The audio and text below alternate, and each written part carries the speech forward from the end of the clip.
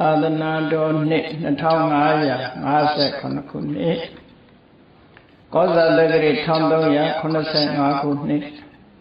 ဝါဆိုလသန်း8ရက်2013ခုနှစ်ဇူလိုင်လ15ရက်ရန်ကုန်တိုင်းဒေသကြီးမရန်ကုန်မြို့နယ်သာသနာရေးဝန်ကြီးဌာနသာသနာတော်ထွန်းကားပြန်ပွားရေးဦးစီးဌာနသုဝတိရိဗိမာန်တော်အတွင်းဆင်းကျင်းပပြုလုပ်အပ်သည့်သာသနာပူဇာမြတ်မင်္ဂလာတရားအလှတော်ဓမ္မသဘင်အခမ်းအနား၌ရန်ကုန်မြို့နယ်ကမာရွတ်မြို့နယ်နေမိခင်ကြီးဒေါ်လှခင်80ပြည့်နေ့မွေးနေ့အမှတ်တရအမတဒါနဓမ္မဒါနအဖြစ်ဖြင့်ဟောကြားအပ်သောလောကသားတို့အတွက်မြတ်ဗုဒ္ဓ၏ကျိုးပန်းချက်အကြောင်းတရားဒေသနာတော်ဒီကနေ့ညဓမ္မသဘင်ခန္ဓာကိုရှင်ဘုန်းတော်သခင်ရှင်တော်မြတ်ဖျား၏မဟာကရုဏာကုံကိုအာယုံပြုကာတည်ကျူဖွဲ့ဆိုအပ်သောဝန္ဒနာပနာမအာတိတဂါထာကိုရွတ်ဆိုပူဇော်ခြင်းဖြင့်စတင်ကြရအောင်ယောကပကောတိဟိပိယပမေယံကာလံကရွန်တော်တိတုကရာမိခေရံကတောလောကဟိတယနာထောနမောမာကာရုဏိကတတတ္တယောနာထောဝိနိယမြာစွာတတ္တဝါဤချမ်းသာစီးပွားလိုလားတောင်းတဂုံပေါင်းခါသဖြင့်နာထမြညာခြင်းရှင်တော်မြတ်ဖရာသည်ကပ္ပကောတိဟိပိဂရေကဘာအရေးအတွက်တင်ချလို့ဖြင့်တော်လဲအဘေမယံရည်တွေ့တိုင်းတာဖော်ပြခြင်းငါမစွမ်းနိုင်ပါသောကာလလေးအတင်ချေသိနေကဘာရှိကြသောကာလပတ်လုံးလောကဣဒယတတလောကဤအကျိုးစီးပွားအလုံးငါအတိဒုက္ခရာနိယောစာအသက်ချင်းလက်အင်္ဂါမိဒ္ဓတိမာသမိတာနှင့်တထာဇလိဆွန်ရင်ကြီးဟုကျတိထဝေ90အစုအလုံးခဲရတော်မူတော်ကိုကရွန်တော်ဘုရားဖြစ်ရန်ဤတန်ကြိုးကုတ်အာထုတော်မူရသည်ဖြစ်၍ခေရဖြစ်မျက်လုံးအတဆုံးလည်းနှလုံးစိတ်ဝံကိုရောဤပင်မခြင်းလို့ကတောဘဝတဏ္ဍကျိန်ဖန်များစွာရောက်တော်မူခဲ့ရရှာလေသည်မဟာကရုဏီကတ္တတ္တဝါများရင်ဝတာကဲ့သို့တနာချစ်ခင်မဟာကရုဏာရှင်ဖြစ်တော်မူသောတသနာတသဝေနယများစွာတတ္တဝါဤချမ်းသာစီးပွားလိုလားတောင်းတခုံပေါင်းခါသဖြင့်နာထမြညာထိုရှင်တော်မြတ်ဖရာအားနမောယတိပြောင်းမန်ကိုလျော်၍ကရောယောကျိုးရှိခိုးခြင်းသည်အထုဘဝတုစင်စစ်မသွေဖြစ်ပါစေတည်း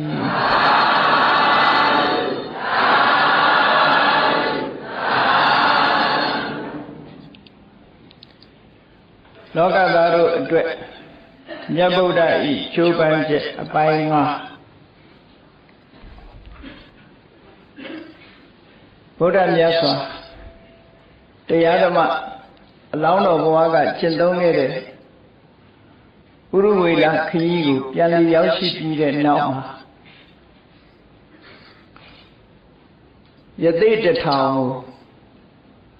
တရားသူရစေနိုင်အောင်3လတာမြတ်ကျိုးပန်းအထုတ်တော်မူခဲ့တယ်ဗာရဏသီမှာပထမဝါဆိုလို့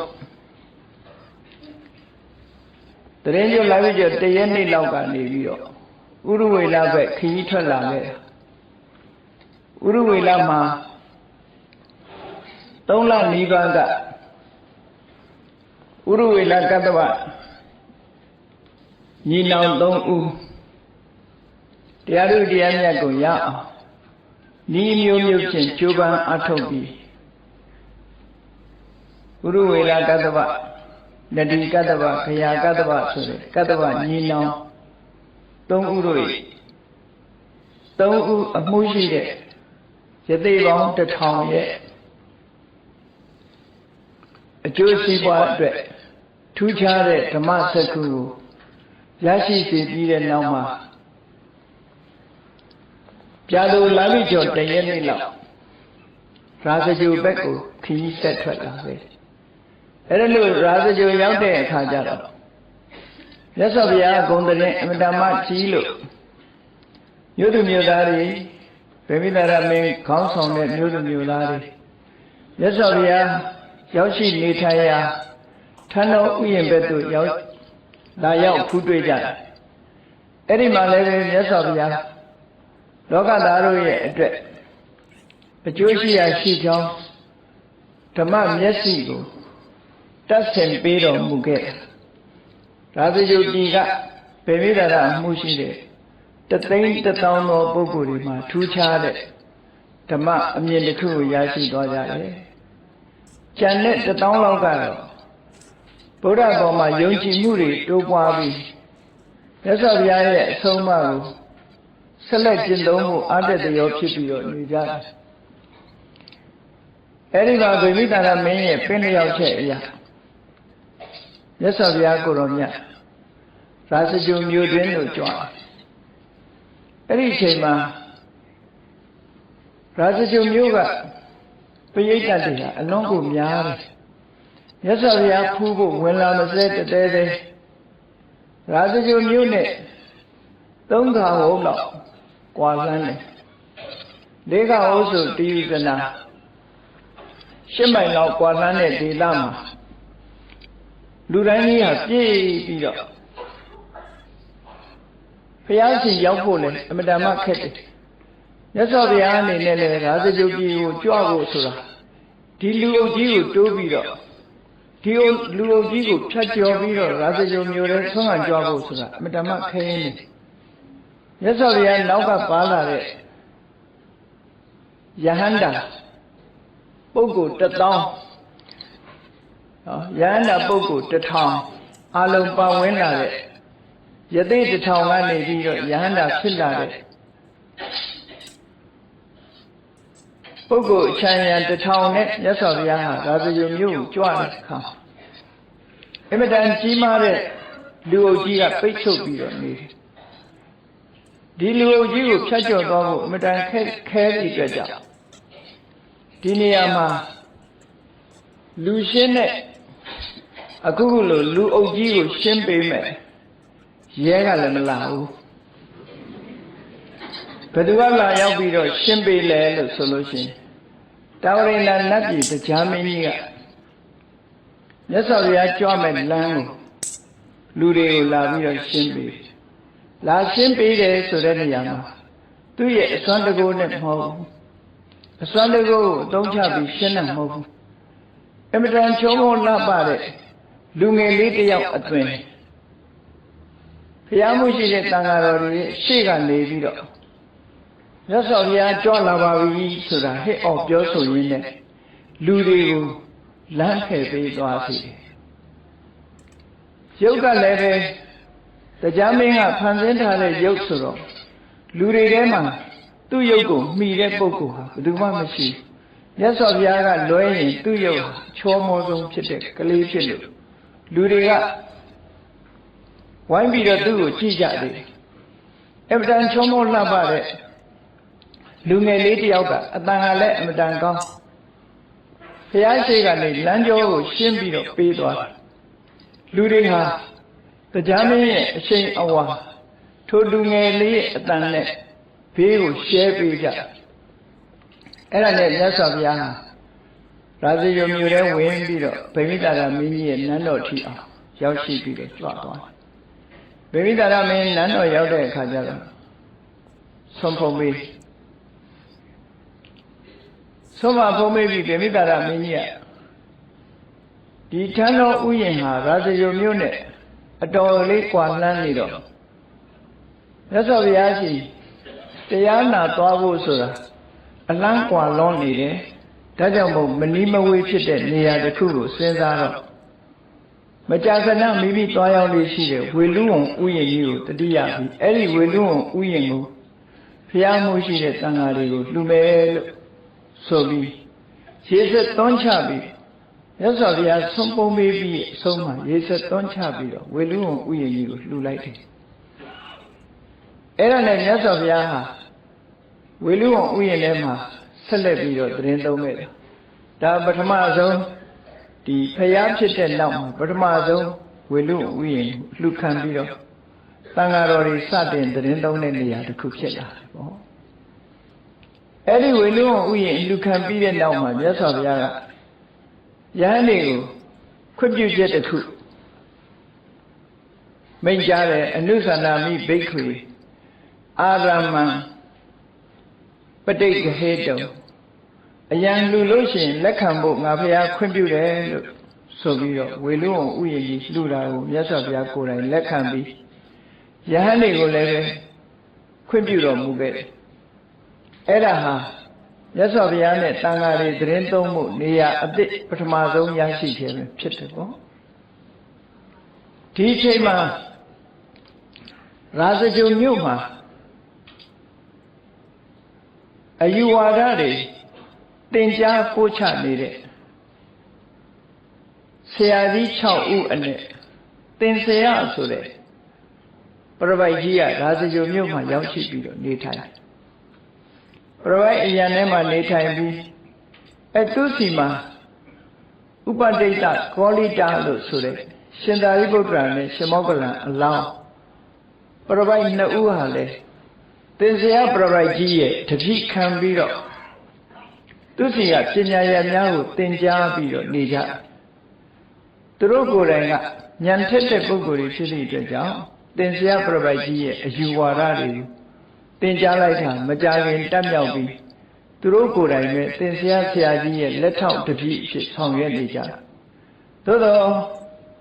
ဥပဒိတတို့ကောလိတတို့ဆိုတဲ့ပုဂ္ဂိုလ်တွေကအင်တာမဉာဏ်ထက်တဲ့ပုဂ္ဂိုလ်တွေဖြစ်တဲ့အတွက်ကြောင့်သင်္ဆေယဆရာကြီးရဲ့အမရဝိခေပလို့ခေါ်တဲ့အယူဝါဒနဲ့ပတ်သက်ပြီးကျင့်တတ်အားရမှုမရှိကြလို့တကယ်အရေးကြီးတဲ့တရားသူတရားမြတ်ဆိုတာရှိရအောင်မယ်အမတလို့ခေါ်တဲ့မသေးရာနိဗ္ဗာန်ကိုတို့တွေရှားရအောင်မယ်လို့ဆိုပြီးတော့အမြဲတမ်းပုဂ္ဂိုလ်မြတ်တွေတွေ့လို့တွေ့ရအမြဲတမ်းတတိထားပြီးတော့ကြည်နေတဲ့အချိန်မှာမြတ်စွာဘုရားကလည်းရာဇဂုံပြည်ရောက်လာတဲ့အချိန်ပဲဖြစ်တယ်ပေါ့တနေ့ကျတော့ရာဇဂုံမြို့ထဲမှာဆွမ်းခံချိန်မှာဥပဒိတပရပိုက်ကလည်းမြို့ထဲအရောက်သစ္စာဝဂ္ဂိ5ပါးထဲမှာအငယ်ဆုံးဖြစ်တယ်ရှင်အတ္တစီမထေရလည်းအနေနဲ့အရရတိတိပြီးတော့မြတ်စွာဘုရားသတင်းသုံးတဲ့ရာဇဂုံမြို့ဘက်ကိုရောက်လာပြီးဆွမ်းခံထွက်တယ်ဥပဒိတပရပိုက်ဟာအတ္တစီမထေရကိုရုပ်တရက်တွေ့လိုက်ရတဲ့အခါမှာသူ့စိတ်ထဲမှာจิตနဲ့ပီတိဖြစ်သွားတယ်ဒီပုဂ္ဂိုလ်ကြည့်ရတာအေးချမ်းလိုက်တာမျက်နှာအနေထားကလည်းအမတမကြည်လင်တယ်သွားရလာတာလည်းအမတမငြိမ်သက်တယ်ဒီလိုပုဂ္ဂိုလ်မျိုးဟာတရားသူတရားမြတ်ရထားတဲ့ပုဂ္ဂိုလ်ပဲဖြစ်မယ်လို့အပြင်ဘက်ကမျက်နှာအသွင်ကိုကြည့်တာလည်းပဲဒီပုဂ္ဂိုလ်ရဲ့ရင်ထဲနှလုံးထဲမှာရှိတဲ့တရားကိုခံမှန်းပြီးတော့သိနိုင်တာပေါ့ဒါနဲ့ရှင်အတ္တစီမထေရဆွမ်းခံကြွနေတဲ့အချိန်မှာနောက်ယောင်ခံလိုက်သွားပြီးရှင်အတ္တစီဆုံးဖုံးမိတဲ့အချိန်မှာဝကြီးဝငယ်ပြုတ်ပြီးဆုံးမဖုံးမိပြီးတဲ့အချိန်ကြတော့ဥပဒိတပရပိုက်ကရှင်အတ္တစီကိုလျှောက်တယ်အရှင်ဘုရားကြည့်ရတာမျက်နှာအစင်းကလည်းအတ္တမကြည်လင်နေဝါဝင်းနေအေးချမ်းတဲ့ရုပ်သွင်းရှိတယ်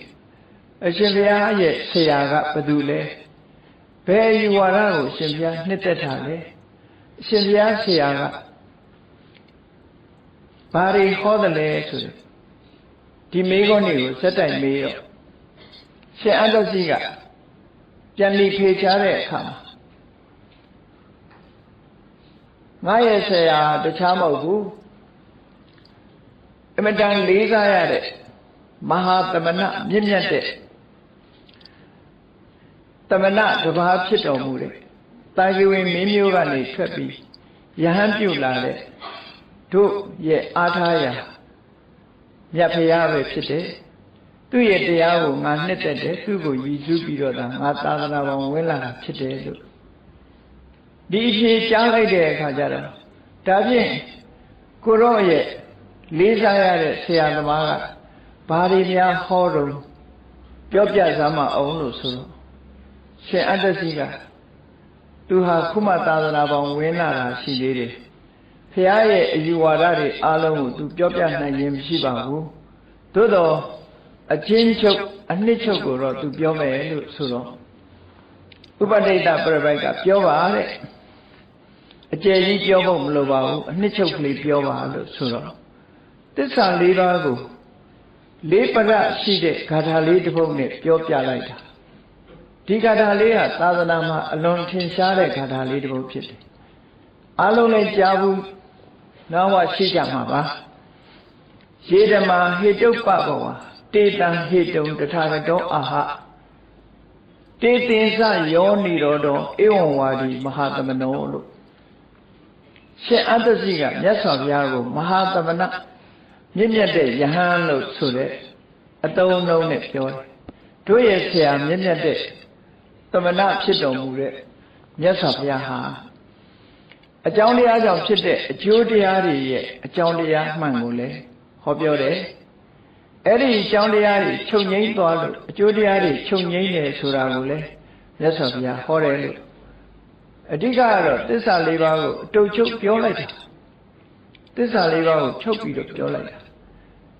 ဒီရှင်အတ္တစီပြောတဲ့ဒီတရားတစ်ပုဒ်ဟာဗုဒ္ဓသာသနာသမိုင်းမှာမှတ်တမ်းတင်ရတဲ့ဂါထာတစ်ပုဒ်ဖြစ်လာတယ်ပေါ့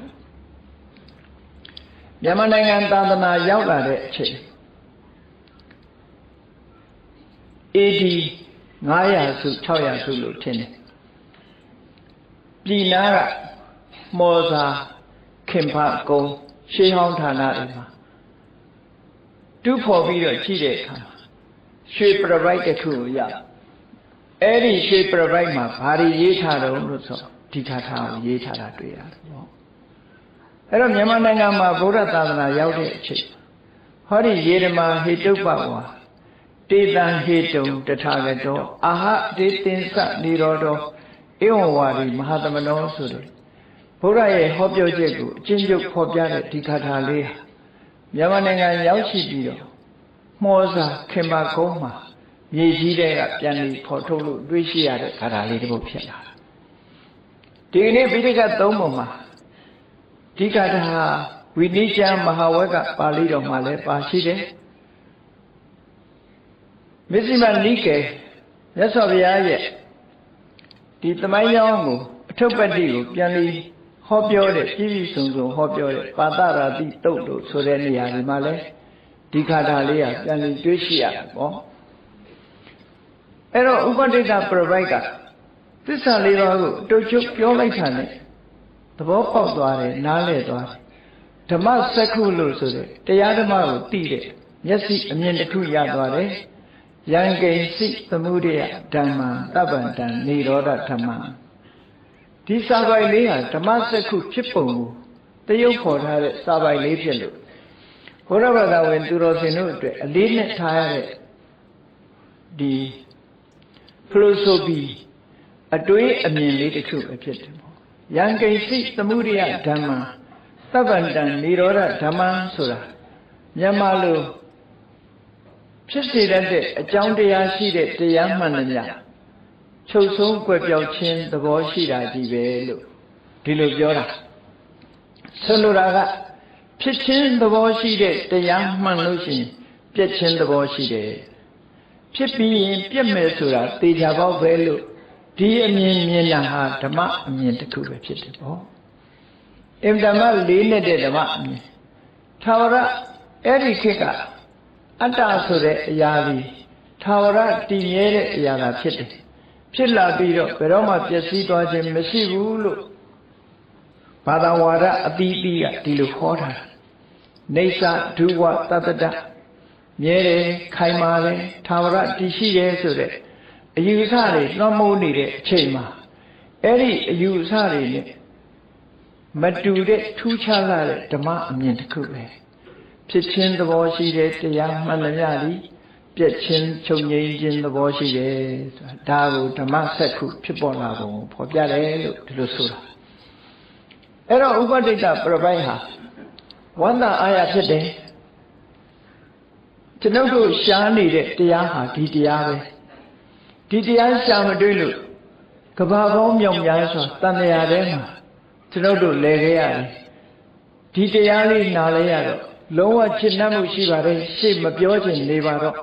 ဒီလောက်နဲ့ပဲจิตနှံ့လှပါပြီလို့တယုတ်တေရှင်အတ္တစီမထေကိုနှုတ်ဆက်ပြီးတော့သူ့ရဲ့တငယ်ချင်းကောလိတနဲ့တွားတွေ့အဲ့ဒီကောလိတကလည်းဥပဒိတ္တလာတာကိုခက်လန်းလန်းကကြည့်လိုက်ကြတဲ့ဥပဒိတ္တရဲ့မျက်နှာခါတိုင်းနဲ့မတူဘူးရွှဲနေတာပဲငြိမ်းချမ်းတဲ့အသွင်သဏ္ဍာန်နှလုံးသားငြိမ်းချမ်းမှုတွေဟာမျက်နှာပေါ်မှာလာထင်ဟပ်နေတာကိုမြင်လိုက်ရတော့ဒီကနေ့တော့သူသိကျင်တာတွေသိလာပြီဆိုတာကိုမှန်းဆလို့ရတယ်ပေါ့အဲ့ဒါနဲ့ဥပဒိတ္တကရောက်တဲ့အခါသူ့ရဲ့အတွေ့အကြုံတစ်ခုပြန်ပြောပြပြီးရှင်အတ္တစီမထေရအတူချုပ်ပြောနေတဲ့ဗုဒ္ဓရဲ့အဆုံးအမဩဝါဒလေးကိုအရင်တိုင်ပြန်ပြီးဖောက်တဲ့ချလိုက်တဲ့အခါမှာကောလိတကလည်းညံထက်တဲ့ပုဂ္ဂိုလ်ဖြစ်သည့်အတွက်ကြောင့်သူလည်းဓမ္မစက္ခုလို့ဆိုတဲ့ဓမ္မအမြင်တစ်ခုလက်ခံရရှိသွားတယ်ဆိုလိုတာကဥပဒိတ္တလည်းဒီကာထာလေးတစ်ပုဒ်ကြားလိုက်တာနဲ့မှန်ကန်စွာမြင်ရင်းနဲ့သံဃာရှင်းခြင်းလို့ဆိုတဲ့အဆင့်သောတပန်ပုဂ္ဂိုလ်ဖြစ်သွားတယ်လို့ပြောတာကောလိတကလည်းသောတပန်ဖြစ်သွားတာနဲ့တပြိုင်နက်ကောလိတကစိတ်ဉာဏ်နဲ့ပုဂ္ဂိုလ်ဖြစ်တယ်ရှင်မောကလန်ဆိုတာတကူပဲအာသနာနောက်ပိုင်းကျဒါကြောင့်မို့လို့သူ့ရဲ့ဝါဒနာကစိတ်ဉာဏ်လက်ဉာဏ်ရှင်သာရိပုတ္တရာလို့အေးအေးဆေးဆေးသမားမဟုတ်ဘူးထက်ထက်မြက်မြက်ဉာဏ်ဉာဏ်ဆွမ်းစွာလောက်တတ်လို့ဒါဆိုသွားကြစို့မြတ်စွာဘုရားဟာမဟာသမဏယဟန်ဂေါရမတို့ရဲ့ဆရာပဲသူစီသွားကြစို့ခုချက်ချင်းနဲ့သွားတော့မယ်လို့တော့ရှင်သာရိပုတ္တရာမထေရကအဲ့ဒီဥပဒိတ္တကပြောတယ်တငယ်ချင်းကောလိတခုချက်ချင်းသွားလို့မဖြစ်သေးဘူးတို့ကိုအားကိုးပြီးတော့နေကြတဲ့ပြပိုက်ပေါင်း250သူတို့ရဲ့တပည့်တွေရှိသေးတယ်သူတို့ကိုတို့ပြောဖို့လိုတယ်သူတို့ကြိုက်တာလုပ်ရအောင်တို့သွားပြောမယ်ဆိုပြီးပြပိုက်တွေသူတို့ရဲ့နောက်လိုက်ပြပိုက်တွေ250ကိုသွားရောက်ပြီးတော့ပြောတယ်တို့တော့ဆရာကောင်းတွေ့ပြီဓမ္မအစစ်ကိုဟောပြောနိုင်တဲ့ဆရာကောင်းတွေ့ပြီအဲ့ဒီဆရာကောင်းထံတို့တပည့်ခံတော့မယ်မင်းတို့ရောဘယ်လိုသဘောကျတယ်လဲဒီမှာပဲနေကြမလားတို့နဲ့အတူလိုက်ကြမလားလို့ဆိုတော့တပည့်ပြပိုက်တွေကဘာပြောကြတော့ဆိုတပည့်တော်တို့ဒီနေတာအရှင်ဘုရားတို့ကိုမှီပြီးတော့နေတာအရှင်ဘုရားတို့ဖြစ်တဲ့အတိုင်းပဲတပည့်တော်တို့လည်းရှင်ဘုရားတို့သွားရပဲလိုက်ပါမယ်ဆိုပြီးတော့ပြပိုက်ပေါင်း250ဥပဒိတ္တကောလိတတို့နဲ့အတူမြတ်စွာဘုရားစီသွားဖို့ဆုံးဖြတ်ချက်ချလိုက်ကြတာပေါ့အဲ့ဒီအချိန်မှာဥပဒိတ္တပြပိုက်ဆိုတာရှင်သာရိပုတ္တရာအလောင်းအမတမစိတ်ဓာတ်ကနုညံ့တယ်ငါရှင်ကောလိတတငယ်ချင်းကောလိတ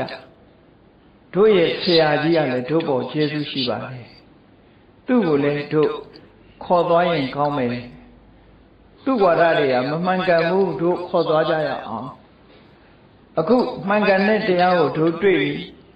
သူ့စီတို့သွားပြီးတော့တိုက်တွန်းကြည့်ရအောင်လို့ဆိုပြီးတော့ဆရာဖြစ်တဲ့သင်္ဇာပြပိုက်ကြီးစီသွားပြီးဂေါတမမြတ်စွာဘုရားဟာသူတို့ရဲ့ဆရာပဲသူဟောတဲ့တရားတွေကအမြဲတမ်းမှန်ကန်တယ်ဒါကြောင့်မို့လို့ကျွန်ုပ်တို့ထူထူသွားကြရအောင်လို့သင်္ဇာပြပိုက်ကြီးကိုသွေးဆောင်ခေါ်ငင်တဲ့အခါမှာသင်္ဇာပြပိုက်ကြီးကဘာပြောလဲဟေ့မသွားကြနဲ့တို့ဒီမှာပဲ3ယောက်တူတူဒီကိုင်းကြီးကိုဦးစီးကြရအောင်ဘာလို့သွားမလဲတို့တရားနဲ့တို့ဒီမှာပဲနေကြရအောင်လို့ပြောတယ် ညှင်းဆန်တယ်သို့တော့ဥပတိတ်တာက၃ချိန်ရှိအောင်ခေါ်တယ်ခေါ်တဲ့အခါနောက်ဆုံးမှာဘာပြောလိုက်လဲဆိုတော့ဥပတိတ်တာကဆရာကြီးတဲ့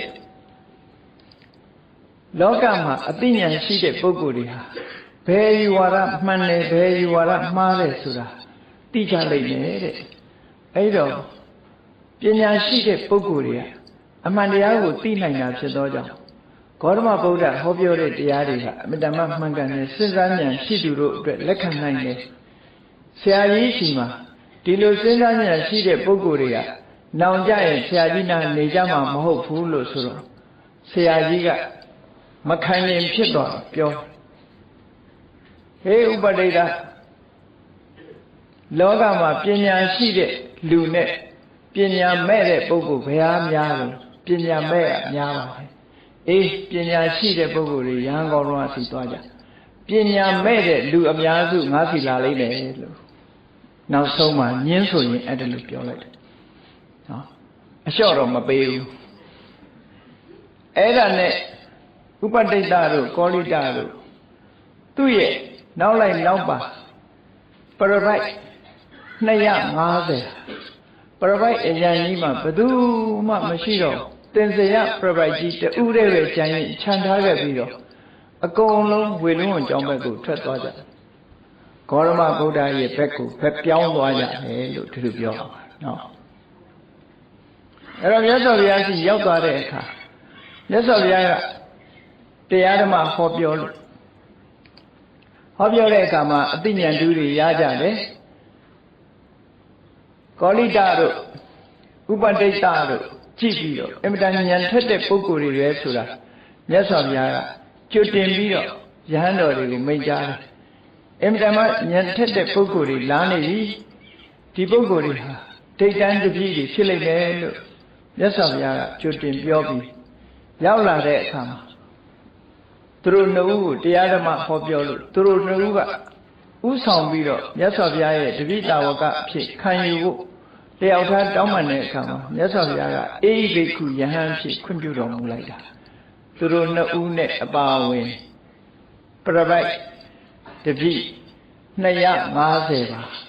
ဘုရားရဲ့တပည့်တာဝကယဟန်ဖြစ်ခံယူရောက်ရှိသွားကြတယ်ကဲပြန်ပြီးတော့ကြည့်လိုက်မယ်ဆိုရင်မြတ်စွာဘုရားက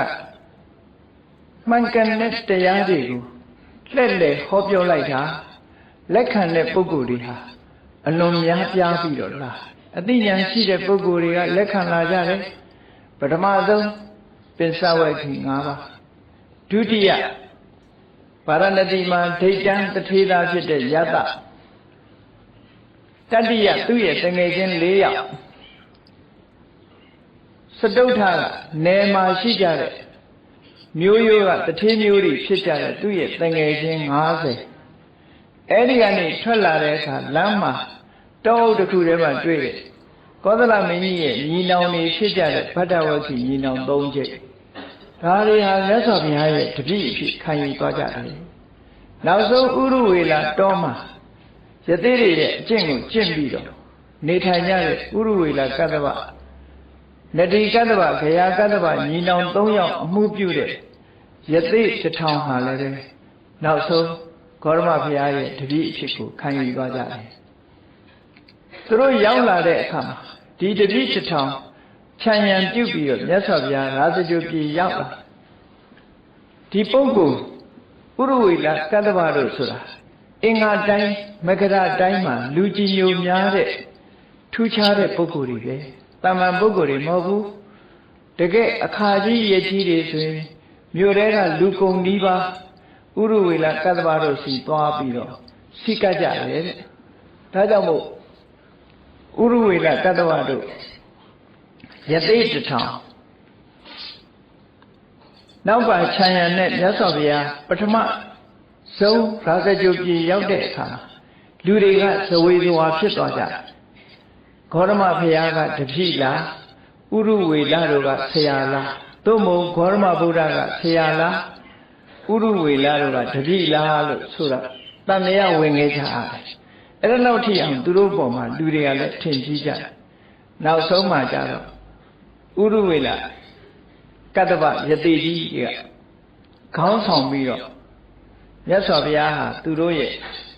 ဆရာသမားဖြစ်ပါတယ်သူတို့ကတပည့်တာဝကဖြစ်ပါတယ်ဆိုတာပြိဿတ်ထဲမှာထင်ထင်ရှားရှားကြော်ညာပြောကြားတဲ့အခါမှာလူတွေကတန်တရားကင်းသွားကြတယ်တဲ့အဲ့ဒီလိုရှင်တထောင်နဲ့သွားပြီးတဲ့နောက်ရှင်သာရိပုတ္တရာရှင်မောက္ကလံအလောင်းဖြစ်တဲ့ဥပတိတ္တကောရိတအမှုပြုတဲ့အခုပြပိုက်250ဟာလေသာသနာပေါင်းဝင်လာတယ်ဆိုတော့1250ရဟန်းနေဥယျာတိုးတက်များပြားလာခဲ့တယ်ပေါ့အဲ့ဒီလိုတိုးတက်များပြားလာတဲ့အခါမှာရာဇဂုမြို့မှာ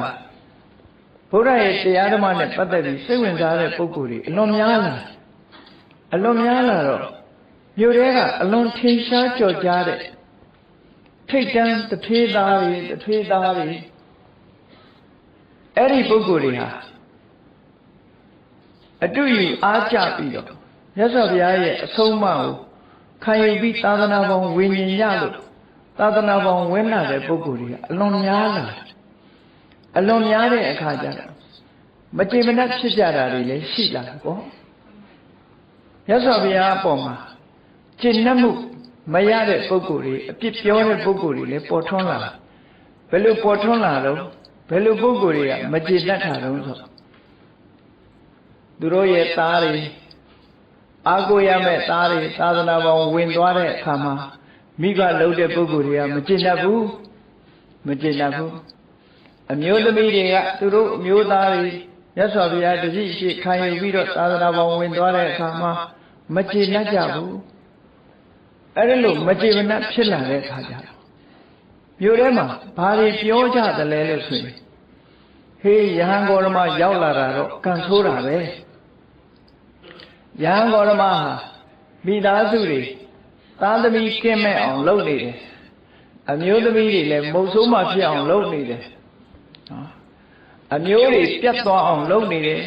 အလုံးသာသနာပေါင်းဝင်ပြီးတော့သင်္ကန်းဝိုးကုန်ကြတယ်အလုံးဟာအမျိုးနွယ်တွေပြတ်တော့မှပဲလို့ပြစ်တင်ပြောဆိုလာကြအဲ့လိုပြစ်တင်ပြောဆိုတဲ့စကားထဲမှာတီးတိုးပြောတာကဘာလဲလို့ဆိုရင်ချိလေတဲ့ဥရဝေလတော်မှာအင်တမထင်ရှားကြော်ကြားတဲ့ယသိတထောင်ဟာလည်းသူ့တစ်ဖက်ဖြစ်သွားပြီတဲ့သင်္ဆေယပရပိုက်ကြီးရဲ့တပည့်ပရပိုက်250လည်းသူ့တပည့်ဖြစ်သွားပြီတဲ့ရှိသမျှလူတွေဟာအကုန်လုံးသူ့အောင်ရောက်ကုန်ကြပြီလို့မြတ်စွာဘုရားပေါ်မှာမကျေမနပ်ဖြစ်တယ်နော်အဲ့တော့ဘုရားကိုအားလုံးကကျေနပ်တယ်လို့မအောင်မေ့နေနဲ့မကျေနပ်ဘူးအပြစ်တွေတင်းလာကြရဟန်းတော်တွေမြို့ထဲဆွမ်းခံသွားပြီဆိုရင်လူတွေကလက်ညှိုးထိုးပြီးပြောကြတယ်လက်ညှိုးထိုးပြီးတော့ပြောကြတယ်အာဂတောခောမဟာသမနောသမနမာဂရလံဂိရိပစံရာဇဂုရောက်လာတဲ့မဟာသမဏဆိုတဲ့ဒီယဟန်ကြီးကမြတ်စွာဘုရားကိုမဟာသမဏလို့ဒီလိုနာမည်နဲ့ခေါ်ကြရာဇဂုမျိုးရောက်လာတဲ့ဒီမဟာသမဏယဟန်ဂေါရမကတော့သဗ္ဗေသင်္စေနိတဝါနကန္တုဓာလိလရိတ်တိရာဇဂုမှာရှိတဲ့ပရပိုက်တွေ250ကိုလည်းသူတပည့်ဖြစ်အောင်သိမ့်သွင်းလိုက်ပြီအခုနောက်ထပ်ဘသူများခေါ်အောင်မလဲမသိဘူးလို့ဟောလူတွေဈာထဲမှာတို့လောပြောပြီးတော့ယဟန်နေမြင်တဲ့အခါယဟန်နေကြားလောက်အောင်ပြစ်တင်ပြောဆိုလာကြတယ်ဒီစကားနဲ့ပတ်သက်ပြီးတော့သာမန်ပုဂ္ဂိုလ်ရဲ့အတွင်းထဲမှာလောကမှာအသိပညာနည်းတဲ့ပုဂ္ဂိုလ်ကအလွန်များတယ်တရားဓမ္မမသိဘူးဆိုရင်အပေါ်ယံကချိမယ်ဆိုရင်ဟုတ်တယ်လူငယ်လူရွယ်တွေသာသနာပေါင်းဝင်သွားရင်တော့တိုင်းပြည်အတွက်လူငယ်လူရွယ်တွေအလုံးလုံးမဲ့ပုဂ္ဂိုလ်တွေရှိတော့မှာမဟုတ်ဘူးမိသားစုတွေထဲမှာလည်းလူငယ်လူရွယ်တွေသာသနာပေါင်းဝင်သွားရင်အလုံးလုံးမဲ့ပုဂ္ဂိုလ်ရှိတော့မှာမဟုတ်ဘူးဒီအမျိုးဆက်တွေလည်းအကုန်ပြတ်တော့မှာပဲနဲ့ဆိုတဲ့စိုးရိမ်မှုပြစ်တင်မှုတွေပေါ်လာတာထုံးစံပဲပေါ့မြတ်စွာဘုရားကိုလည်းအဲ့လိုဝိုင်းဝန်းပြစ်တင်တယ်ဒီပြစ်တင်မှုကအင်တမကြီးမားတယ်အရှိန်ရလာတော့မြတ်စွာဘုရားပေါ်မှာဘလို့ထင်ကြတော့ဆိုယဟန်ဂေါရမဟာမာယာဝီမျက်လက်အတက်ကြီးတက်တဲ့ သူကြီးပဲတာမန်မဟုတ်ဘူးအာဝတ္တဏီမာယာလှည့်စားတတ်တဲ့မျက်လက်အတက်တက်ပြီးတော့သူတစ်ပါးရဲ့တပည့်တွေကိုမျက်လက်ပြပြီးတော့ဆွဲဆောင်သွားတယ်ဒီလိုယူဆလာကြခိုင်းเสียကြီးပဲခိုင်းเสียကြီးပဲပယောကအတက်နဲ့လူတွေရဲ့စိတ်ကိုဖန်ဆားပြီးတော့သူတစ်ဖက်ဖြစ်အောင်လုပ်တယ်တိမ့်သိမ်းသွားတယ်လို့တရားအမြင်နဲ့မကြည့်နိုင်တဲ့ပုဂ္ဂိုလ်တွေကအဲ့ဒီလိုပဲယူဆကြတယ်ယံဂေါရမအာဝတ္တဏီမာယာလှည့်စားတတ်တဲ့အတက်တက်တဲ့ပုဂ္ဂိုလ်ဒီလိုယူဆပြီးတော့ပြစ်တင်ပြောဆိုကြတယ်အဲ့ဒီလိုပြစ်တင်ပြောဆိုမှုကရာဇဂိုမြို့မှာကျယ်လောင်ပြီးတော့လာရဟန်းတော်တွေကမြတ်စွာဘုရားကိုလျှောက်ကြတယ်အရှင်ဘုရားတဲ့မြို့ထဲတပည့်တော်တို့ဆွမ်းခံ